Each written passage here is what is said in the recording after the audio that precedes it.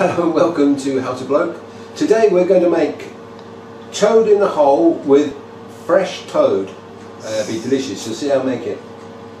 What you need, you're going to need some fresh toads. I've been out to the field and collected a load of toads, so I'll just show you this. Don't go away camera person.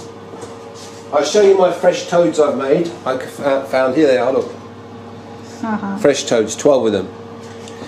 Now this recipe is for 12 people? No, it's for 4 people, 4 to 5, 4 and a half, that sort of thing. So, what we're going to do now, these are raw, these sausages, but they're small ones, look. See, so they don't need that much cooking time.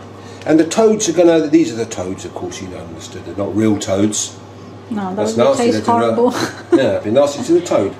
These are the toads, and because they're thin, they're going to cook quickly. So the recipe calls for about 20 minutes cooking time, but because it's pork, I'm going to cook it a little bit in the oven beforehand. So we're going to empty these sausages into here, just like that, just chuck them in like that. You don't even need oil? You do need a little bit of oil, okay. Put that in a minute. Just chuck them in, a little bit of oil, and put it in a hot oven just for 5 minutes, like this. Got 5 minutes on the timer. Hot oven, mind, not just the low oven. Hot oven, 5 minutes. And I'll see you in 5 minutes. This recipe is called toad in the hole. Now you've seen the toad, fresh toad. I bought it this morning. Now we're going to see the hole. How to make a hole? Dig a hole? No. The hole is a Yorkshire pudding mix, or a French pancake. French pancake, is that right? Dutch pancake. Dutch pancake, even. Yeah. Dutch pancake mix. So, remember, you may have seen another video of mine where we talked about Yorkshire pudding. It's the 3s, okay? We need 3 eggs, 3 spoons of ordinary flour, doesn't matter what flour it is, 3 dollops of milk, and 1 pinch of salt. You can put more salt in, but it'd be too salty. Okay, so let's do that, shall we? So we're going to go 3 eggs. 3 eggs in there. 1.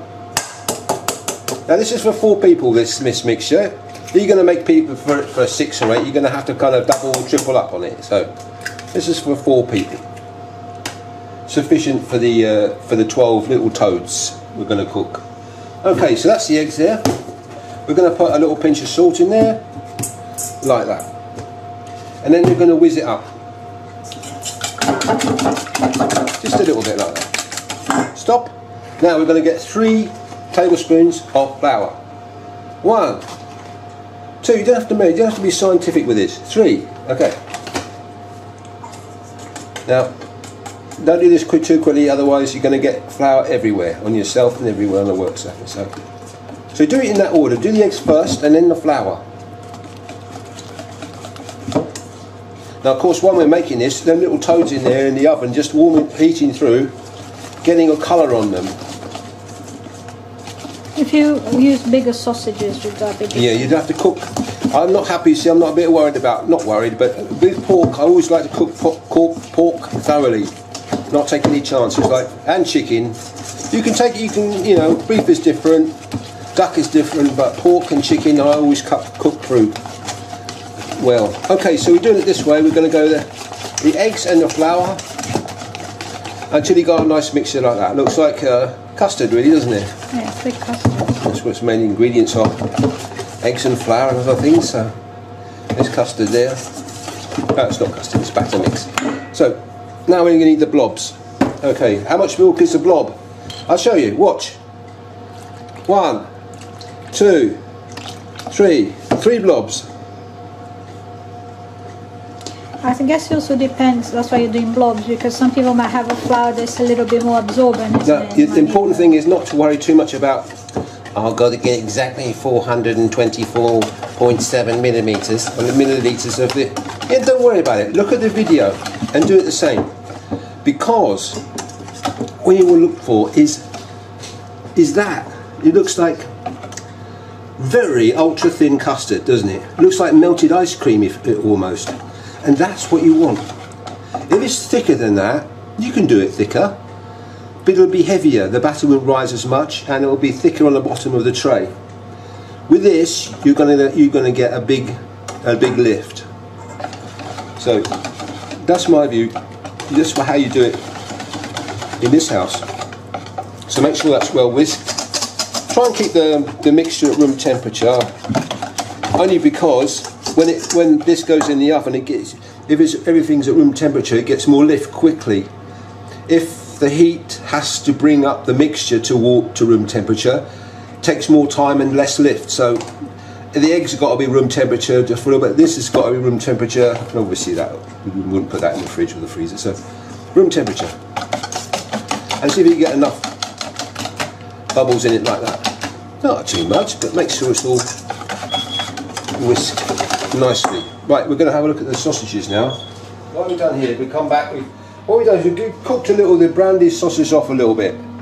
Now these are really skinny sausages, so you don't need much more than 5 minutes, 7 minutes or something in there. But you just brought them up to the temperature they could be. They're not cooked yet, of course, but they will be when we're finished. So that's just give them a little colour like that. That's a good example there. See the colour of that one? It's just started to go there, but they've always been so 5, 7. Now if you're going to put big and sausages in there, they've got to cook for like 10, 12 minutes, or perhaps even a bit more. Okay, so because these are skinny ones, we can get away with it. Now, okay, so we're going to arrange these sausages now, spread them out as far as we can apart. This is not scientific, but if you want to line them up like soldiers, like that. It looks pretty as well when they're all staggered, isn't it? Or make a design with them. Maybe this pan is a bit too small for them. I don't think so. Anyway, just give the sausages some space between them there. I mean, that's a generous portion there. 3 sausages plus the batter that goes around the outside. You don't want any more of that per person. And you're going to have vegetables with it as well. And roast potatoes. So it's enough. So there we are. Now we're going to get our batter mix now. We're going to make sure we put a little bit more oil in there, only because you might think, oh, it's a lot of oil. Not really, just a little bit, 1 tablespoon. So we're going to go back to our batter mix now. Right. And we're going to give it another whiz up, just see if we can get a few bubbles in it. And importantly, before I put that into there, this oven's got to be on the maximum. So what is maximum? I don't know what it is in Fahrenheit, 400 plus, but whatever your oven is on max. And this oven, I reckon, is probably 240, 250 degrees. So it's not going to get any hotter than that. You might have a more efficient oven, but 240, 250, something like that, or whatever that is in Fahrenheit, is enough. You don't have to have it, you know, I don't think any hotter than that. It's no point. So that's the important thing, to preheat that oven. Make sure it's hot, hot, hot before you put this mixture in. Right. So in this mixture goes, and what we're going to do is we're going to quickly go zip, zip, zip, zip like that. Watch.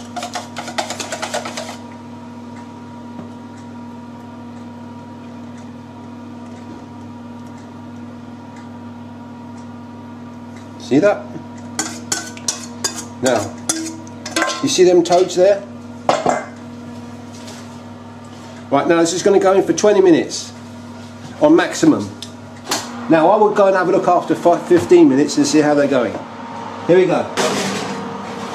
We put these in for 15 minutes.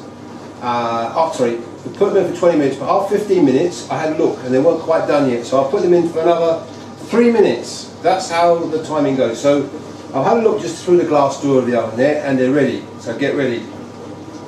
Let's switch the oven off. Don't forget, the oven's got to be maximum for this recipe, both for the toads and for the whole, okay? So. Oh la la. Wow, good. I don't know if you can smell that, they're superb. Oh, look how much it is in there. And they're held down by the toads on there a little bit. Yeah, the reason why the hole hasn't risen, it has it there, look. is because the toads are weighing it down. So if you had more space between the sausages, then you get the dip, like the toad and the hole, if you get me. Okay. So because this is jam-packed with sausages, this is flattened, but still tasty. Yum. Smells amazing. Now what you'd have with that, let me show you on a plate. Get a plate. So, on a plate, for example, you'd cut, this is for 4, so you'd cut, well, you'd have to kind of cut round the sausages really. If you went that way and that way, somebody would get more than somebody else. But anyway, how you portion it up is up to you. But what you'd have is tone the hole here on the plate there, and you'd have some roast potatoes or mashed potatoes here, a little bit of gravy, and some peas and carrots or broccoli or green beans or some green veg, the healthy veg. So you've got the combination there. I mean, the best thing to go with this is a nice gravy. Now you can get that out of a box, packet or whatever, or you can have it without gravy and just have some sauce on it, brown sauce. Some people have this Yorkshire pudding there, baked beans and chips, or baked potato and brown sauce and tomato ketchup.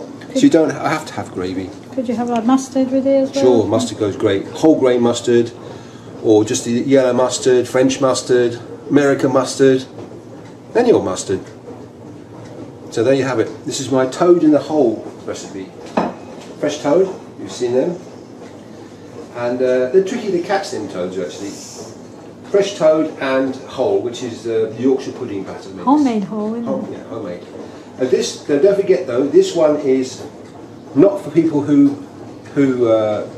can't tolerate gluten. In other words, it's got gluten in it. So if you need something gluten-free, then you have to make, the flour you have to use is maizena, corn flour. So you have to. For me, for example, I'm gluten intolerant, so tonight I'm not going to have the batter at all. I'm just going to have the sausages with a few roast potatoes and some broccoli, and that's it. I'm happy with that, and some gravy. Anyway, until next time, give us a thumbs up. If you try the recipe, leave a comment, and if you want to subscribe, please do. Until next time.